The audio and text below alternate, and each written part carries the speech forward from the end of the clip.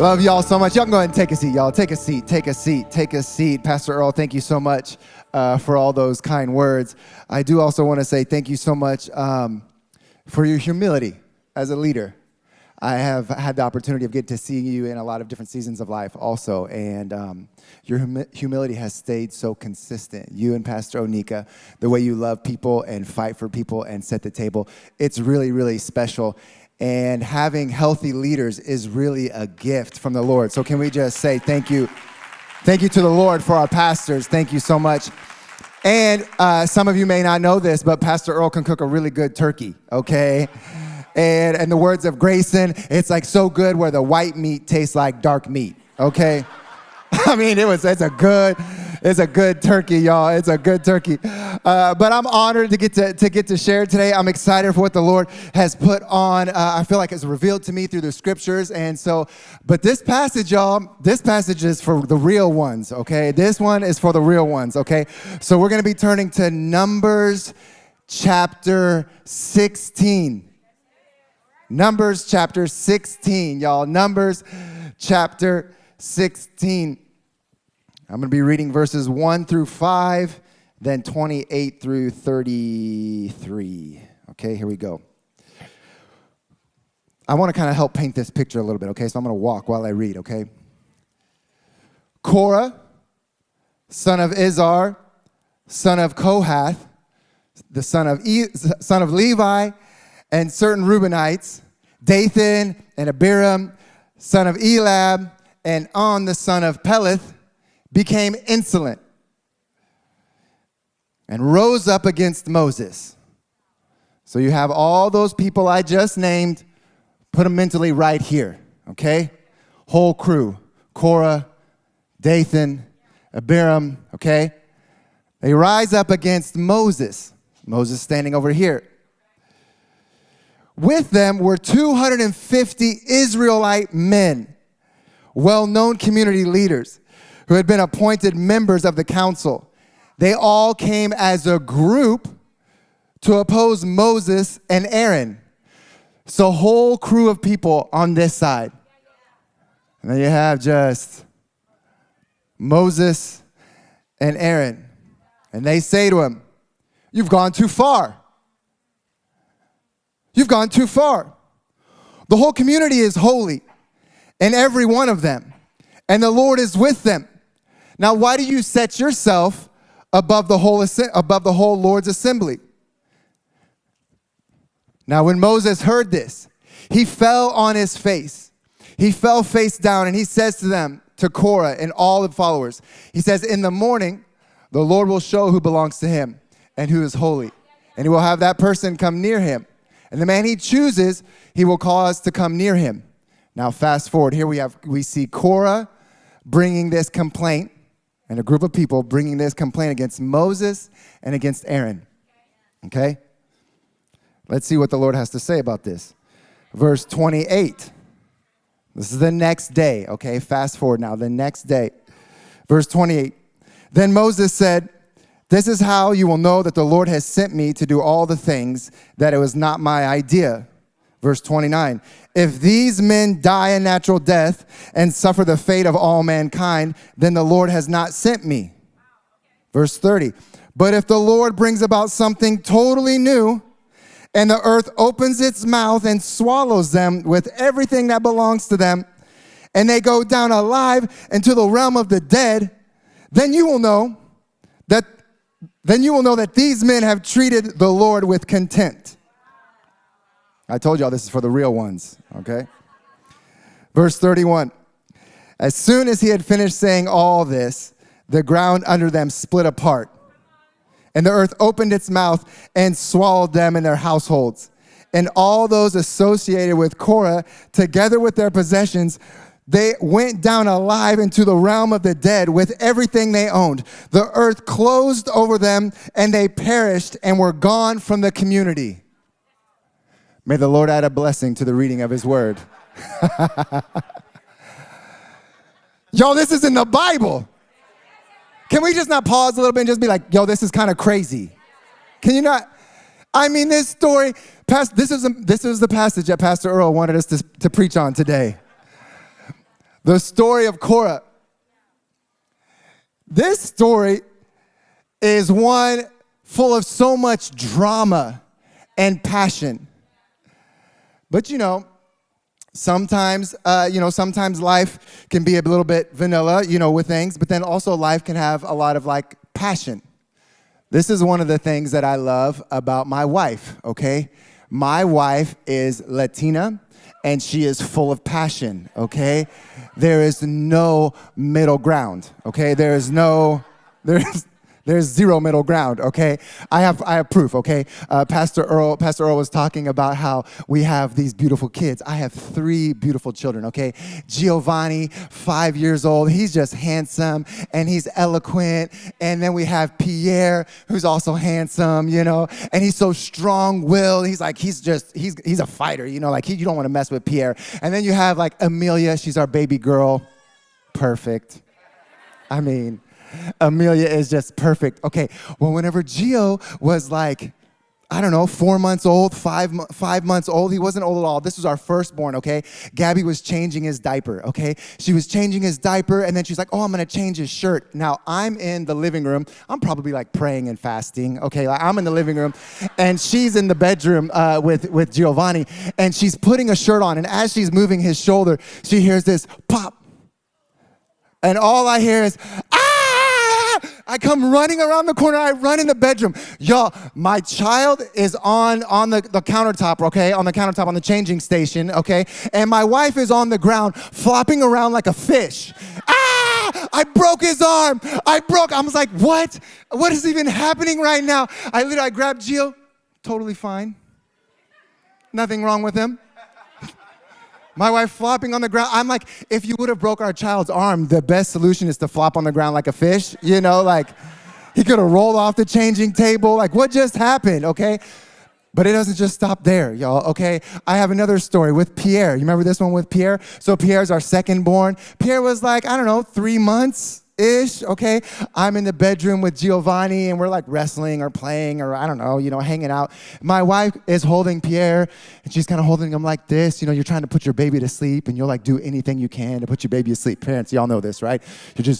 You're humming, you're doing all the things. She finally gets Pierre asleep, okay?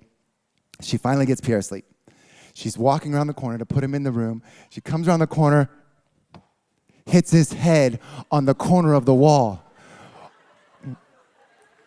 I wish this was not, I literally hear, I come run. Now, I learned I got to be fast, so I come running around the corner, okay? She hands me Pierre. She falls on the ground, and she starts moving like a caterpillar along the ground. I dented his head. His head is ruined. My wife just overreacted. Pierre didn't even wake up. He was asleep the whole time. He just overreacting. I love you though, boo. I love you for it. You read this story and you're like, God, were you overreacting? I mean, he just had a complaint. No, everybody's holy. No. And then you take the earth and you swallow him up. Caterpillar walk. It seemed like this was a bit of an overreaction, Lord. Kind of seems like this is a little bit too much. Or was this a story about the pitfalls of pride? Is this a story about God's holiness? Is the Lord trying to teach us that salvation can only come through Jesus Christ?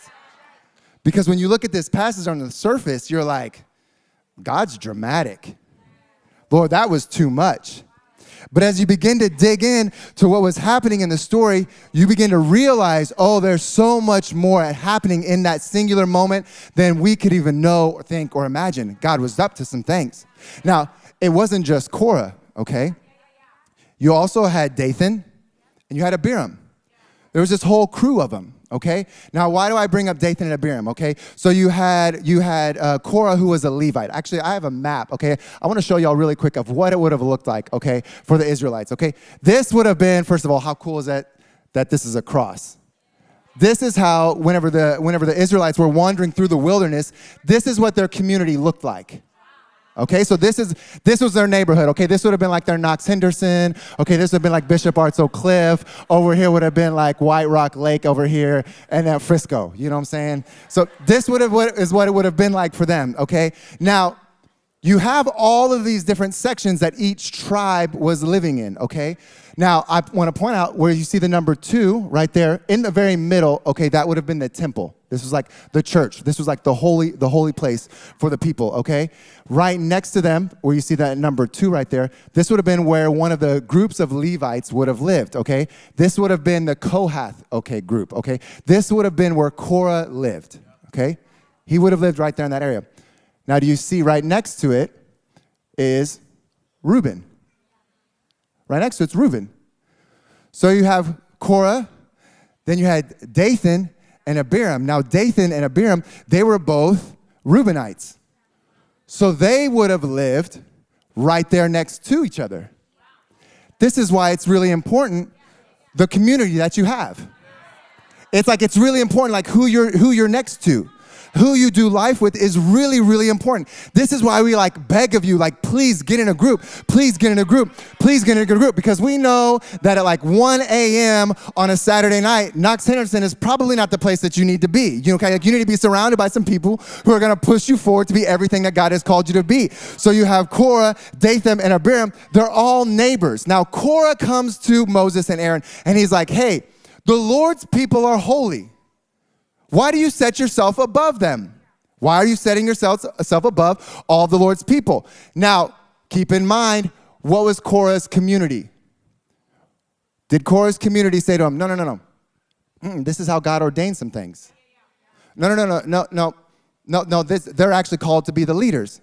No, you actually see, if you read in verses 12, 13, and 14, that their response back to Moses was, what? Moses, you were the one who brought us out of a land flowing with milk and honey. Now, keep in mind, they came out of Egypt where they were slaves. But the community that he now has, that Korah has, is not, oh, he brought you out of slavery. Instead, the community that's surrounding Korah says, yeah, these leaders that are putting themselves above everybody, they brought us from a land of milk and honey. They took us out of that land and they brought us to this wilderness. Now, they gave us a promise of a land flowing with milk and honey, but here we are.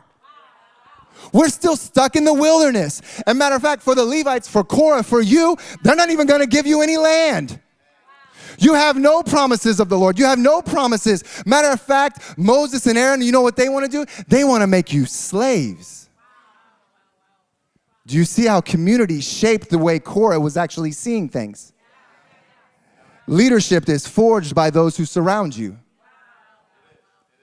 And we see here in this argument that his friends didn't push him towards Christ or towards unity or towards what God had for the community, but instead separated him away from it. But does this not sound familiar to you? Because the serpent did the exact same thing in the garden. Did he really say, is that promise really for you? If you eat this apple, will you really die? Or but if you show up early, does it really matter? If you serve, do you really need to serve all that? Do you really need to go to join? Isn't showing up just enough? The lies of the enemy that sneak into our minds and into our hearts, we hear these things. You don't need to give. The church is big. It doesn't matter. You give your Starbucks money, what would that matter? You don't need to give. There's not a part that you need to play. And this is what I want to encourage you, is I want to encourage you that you stay very, very aware of the community around you and the voices around you, because leadership is forged by your community. I want to remind you that leaders are not born, but instead leaders are made. And as we're in a series of looking for a leader, there's a calling and a destiny on the inside of us. And I do not want us to dumb down the calling that the Lord has on you, but instead I want you to be everything that God has called you to be. Community matters. Now, I do have a bit of a bone, though, to pick with Korah. Okay? Because this is the first time this man has said anything. Okay? Influential guy in the community. Okay? But I'm like, Korah, where were you whenever the plagues were being hit upon Egypt? You didn't get anybody out of anything. Korah, where were you whenever we were leaving the nation and we came up against the sea and we didn't know what to do and the armies were now coming towards us? I was feeling pressure after pressure after pressure. Moses stood up and the Red Sea split. But Korah, where were you? Korah, where were you whenever we were hungry and you gave us manna from heaven? The Lord gave us manna from heaven. Korah, where were you? All of a sudden, now that the nation of Israel is starting to get somewhat established, now he's got something to say. Now that the community is starting to get a picture of what the Lord is wanting to do, now he's got words. It's like this. It's like, oh, where were those friends that were trying to help you whenever you were stuck in debt? Or whenever you're going from person to person to person, boyfriend to boyfriend to boyfriend. And they were just enabling you instead of actually empowering you to be everything that God has called you to be. And they didn't say a single thing about it. They had zero commentary for your life and the call that was on your life. But then you start to go to church and you give your life to Jesus. And now you start serving. And all of a sudden, commentary after commentary after commentary. Here's Korah. I'm like, Korah, where were you? His argument was that the Jews had now had this experience at Mount Sinai to where now they all knew the Lord. And he was essentially saying that leadership is now rendered unnecessary. Korah's argument was not just one of ambition, but his argument was one of pride of life.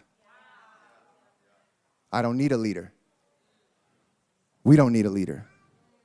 It's a bit ironic that Korah was leading a movement to abolish leadership, but he was the leader of the movement to abolish the leadership. Godly leadership isn't always doing things your way. Godly leadership is instead actually doing things his way. We see that Korah was stuck in the pit of doing what he thought was best, not what the Lord was saying. I want to make sure that we're leaders that fights for what the Lord has for us, and we celebrate what the Lord has for others. Korah saw the call that was on Moses' life and on Aaron's life, and instead of celebrating Moses and Aaron, he began to be jealous and full of pride and tried to take away the blessings that the Lord has put on them. Moses and Aaron now is specifically set to be the high priest, okay, in the temple. This means that Aaron was able to go into the holiest of holies, okay? So we have this temple, and in the temple, there are a few rooms, okay? But the one that is set apart, okay, this would be where the Ark of the Covenant is at. It was a holy of holies, and only the high priest could actually go into the holy of holies. Now you see that he was now making something like the role of the high priest something common. Or you see that he was taking the most holy place and making it common. What Korah was doing was so much more than just bringing up a complaint. He was now attacking the very fabric and the holiness of God. He forgot that the temple was actually God's house. Korah had this perspective in his challenge with Moses that Moses was trying to build his house, or Aaron was trying to build his own house. But what was being built in that moment was actually the house of God. So Korah's argument was actually really not against Aaron or not against Moses, but instead Korah was coming up against the very creator of the universe, who was trying to establish a story and a narrative that had begun since the beginning of creation, that God is holy and he is set apart and he has a calling and a destiny for his people. That is what Korah was challenging. Taking what was holy and saying it's common. Korah saw the duties of a high priest as something he could attain. He saw it as something that was just an isolated moment. But I want to remind you that what the Lord was doing was to set in motion for the Savior of the world. Everything in the Old Testament, as you read through the pages of the Old Testament, it's all just foreshadowing, pointing to Christ. This is why it's so interesting that the way they lived in a community was even a cross. They had no clue about the cross that Jesus was going to go on, but the Lord knew. He's not bound by time like you and I are, but the Lord knew. So there's all this foreshadowing. So here we have Korah. He's actually challenging, and he's saying, hold on a second, Moses and Aaron, why do you set yourself above all of us? You're not that special. But what the Lord was actually trying to do is he's actually trying to set some precedents, because there was actually going to be a high priest who was going to be coming in generation after generation. There was one high priest who was going to make a sacrifice for all of mankind. Where Aaron would step in and make sacrifice for a year, Jesus Christ was going to come in and he was going to sacrifice himself once only and never need to do it again. Now that you and I can now have access to the holy place. This is what Korah was challenging. Was God being a little too dramatic? I don't think so. Korah was viewing this moment in his life as something just normal. But we fall into that sometimes too. Like our everyday is insignificant. Some of you may be coming here to Shoreline City or even joining us online, and you've been coming for years. And you're like, oh, I can do it later. Oh, I can join later. Oh, I can give later. Oh, I can say yes to it later.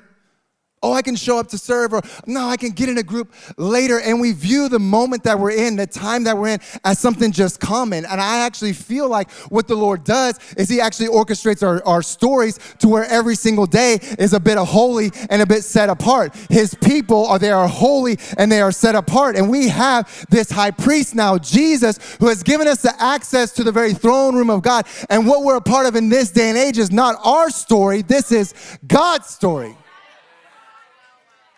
We are a part of his story. Korah was trying to take the place that only Jesus was ordained to take. And sometimes we actually do the same things. We try to put our relationships in the place that only Jesus should be in. We try to put our money in the places that only Jesus should be in. We try to put our jobs in the places that only Jesus should be in. We try to put our dogs or cats, no, nobody puts their cats. We try to put our dogs in the places that only Jesus should be in. We try to put Netflix in the place that only Jesus should be in. We do the same thing, you and I. This is why we need a Savior. Korah was stepping up and saying, oh, no. It's not that big of a deal. It's okay for anybody to lead that spot. That spot is not actually that holy. But can I tell you, the center of your being, the part of you, your soul, that Jesus came, he bled, died, and resurrected and gave his life for, is holy, and he is King of Kings, and he is Lord of Lords. There should be nothing else on that throne. Nothing else on the throne. We're talking about leadership.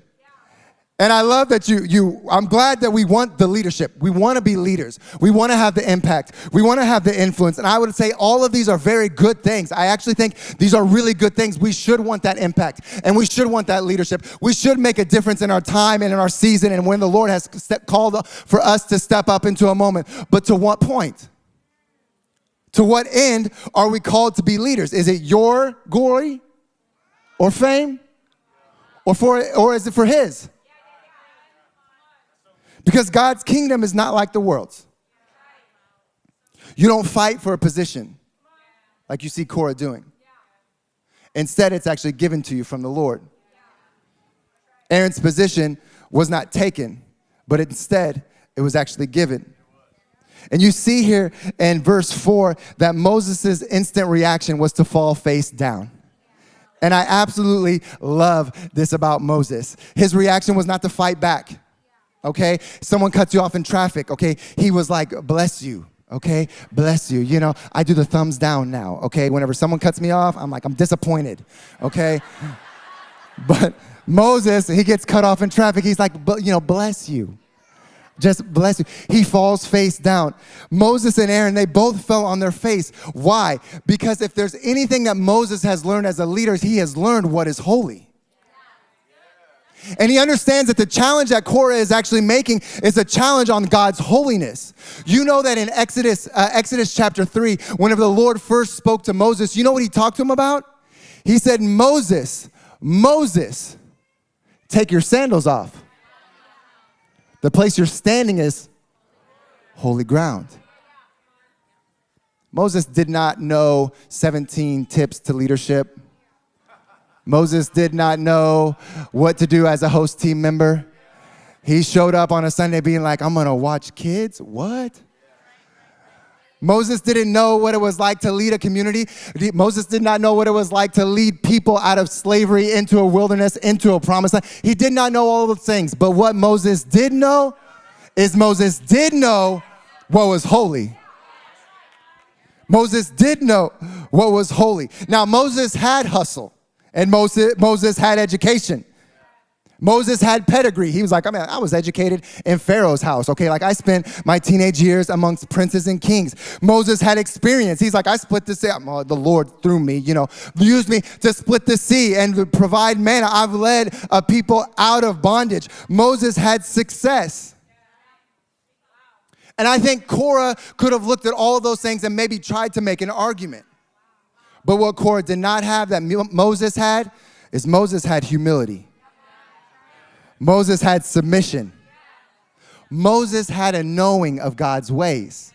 Psalms chapter 103, verse 7 is one of my favorite verses in all the Bible. That Israel knew God by his deeds, but Moses knew the Lord by his ways.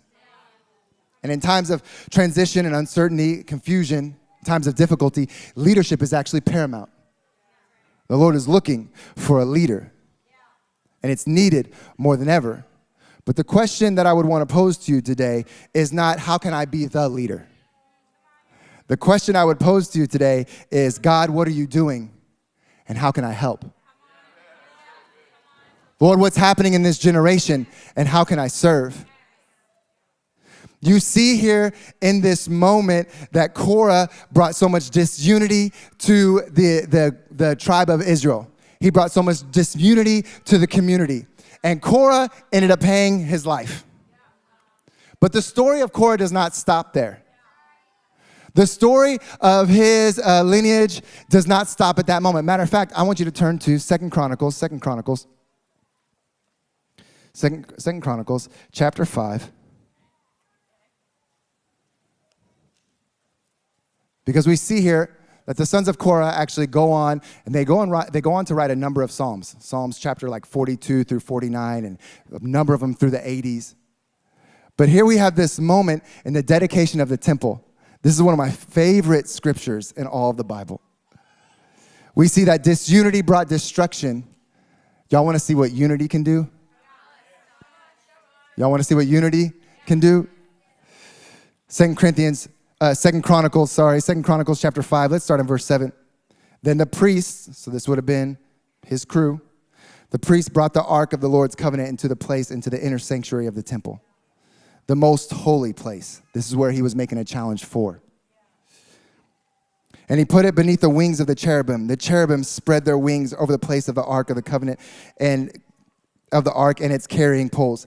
These poles were so long that its ends extended from the ark and could be seen from the inner sanctuary, but not from the outside of the holy place, and they are still there today. There was nothing in the ark except the 2 tablets that Moses had placed in it at Horeb, where the Lord had made a covenant with the Israelites after they came out of Egypt. Verse 11, the priests withdrew from their holy place. All the priests who had consecrated themselves, regardless of their divisions. All the Levites who were musicians, Asaph, Heman, and Jeduthun. Heman is a descendant of Korah. It's a direct descendant of Korah. Now, what happens with this lineage when there's unity? With Asaph, Heman, Jeduthun, and their sons and their relatives, they stood on the east side of the altar, dressed in fine linen. They played cymbals, harps, and lyres.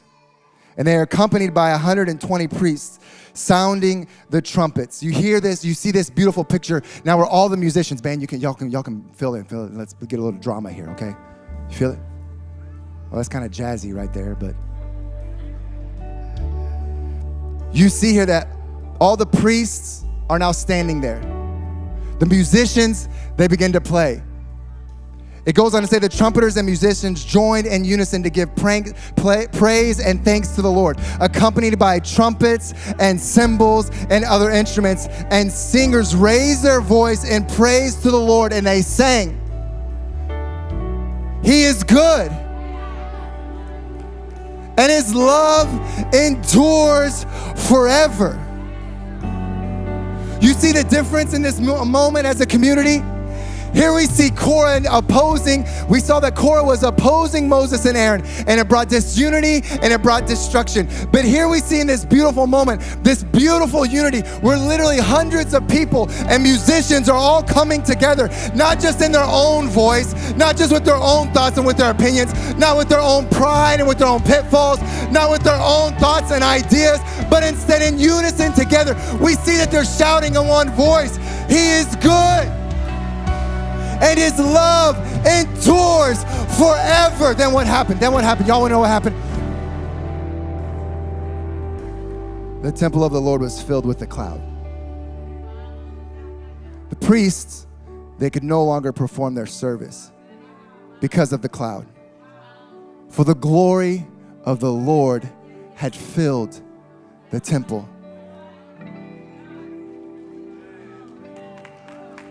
This is a picture of what the Lord can do with unity. And just as dramatic as Korah's story was, we see the possibility of the drama of the beauty of unity. The Bible says in Psalm 133 that where there is unity, that it commands a blessing. You see, they weren't unified around their own thoughts, ideas, or agenda, but instead they were actually unified about what the Lord is wanting to do in heaven. They were unified about making it heaven to earth. And when they were unified, the Lord showed up in a special way like never before. This is what we want for your life. This is how we want to live. I'm going to ask everybody in the room to go ahead and bow your head and close your eyes.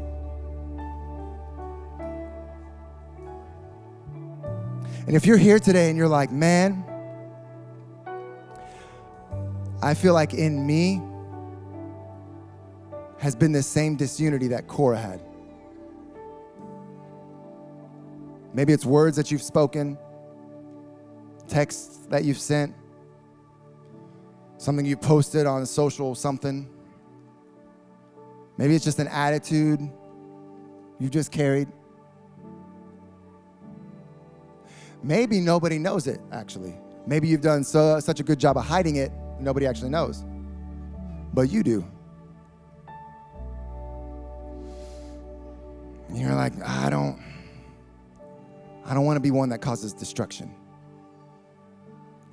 But instead, you want to be one that brings unity, that brings the blessing of the Lord. I'm not just talking about at church.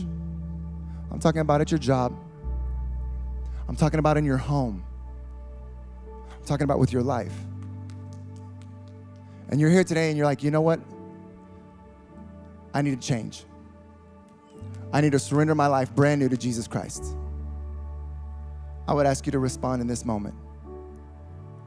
And if the Holy Spirit is speaking to you in this holy, set-apart moment, I want you to have the courage to just raise your hand on the count of 3. 1, 2, 3. Just shoot up your hand saying, yep, that's me. I want my life to be surrendered to Jesus Christ. It's beautiful. There's hands all over the room. It's beautiful. You can put your hands down. The Lord actually meets you at that moment of obedience. So I'm going to ask everybody in the room to put your hand over your heart and let's say this prayer together. Say, Dear Jesus, thank you for forgiving me all of my sins. I admit I've made mistakes, but today I give you my heart. I give you my life. Give me the power to live for you. In Jesus' name. Everybody said, amen. Come on, let's clap our heads, lift our hands for those who give their heart to Christ.